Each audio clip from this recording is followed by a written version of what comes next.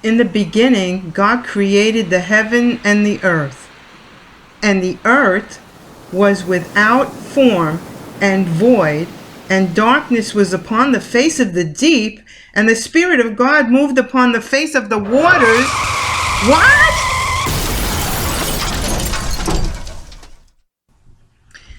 There are three schools of thought about this gap theory. The first school of thought is that no gap exists at all. And if that's you, then move on, because this video is not for you. There's a second school of thought that there are millions of years in this gap. And that's where the evolutionists get their foot in the door. And then there's those that believe that there's only a couple of thousand years. This is a theory, but it cannot be proven. We don't really know what happened between these two verses, but we can explore the scriptures to see if we can figure out exactly what happened. Okay, so I made this chart to show you Genesis 1:1. In the beginning, God created the heavens and the earth, and then the gap, and then Genesis 1:2, and the earth was without form and void, and darkness was upon the earth and in the deep, and then in the third world is where God started the 7-day creation, one day at a time. He made light, and we'll get to that, and that was given to Adam and Eve. As we can see from this diagram, it's very possible that our Father in heaven had to destroy the original earth before recreating it for Adam and Eve. The theory that God recreated this earth after he destroyed it is very obvious when we look at verse 3 that says, "And God said, let there be light, and there was light." And in verse 4 it says, "And God saw the light, that it was good, and God divided the light from the darkness." Could the earth have been destroyed because of sin? Could this possibly be when Satan fell? Let's take a look at Genesis 1:27 and 28. "So God created man in his own image. The image of God created he him. Male and female created he them.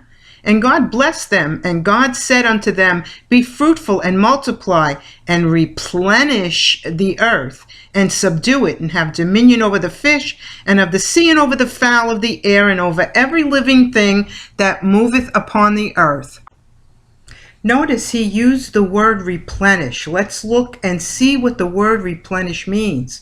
To fill something up again. He replenished Justin's glass with mineral water. Synonyms: refill, to top up, to fill up, to recharge, to freshen.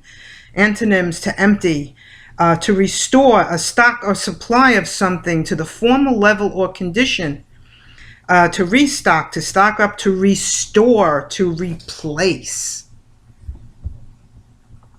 Okay, so now that we know what we know so far, let's take a look at those three worlds again.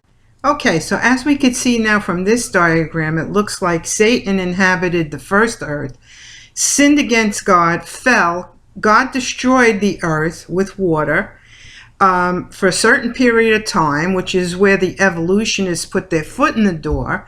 And then he replenished it and recreated it in the 6 days for Adam and Eve and the rest of the generations. Okay, as we could see from this little diagram, the first earth was the original earth. It was destroyed by water because of sin, replenished by God for the creation of Adam and Eve. But he also said in Genesis 9 verse 1 to Noah, he said, "And God blessed Noah and his sons and said unto them, Be fruitful and multiply and replenish the earth." Okay, now we can see that the Lord used the word replenish again after destroying the world that Noah lived in and saving his family and all these animals. We can assume that it's very possible that the earth was destroyed before because of sin, but man was not created yet. So maybe it was because Satan fell and became disobedient and sinned against God. Let's check it out.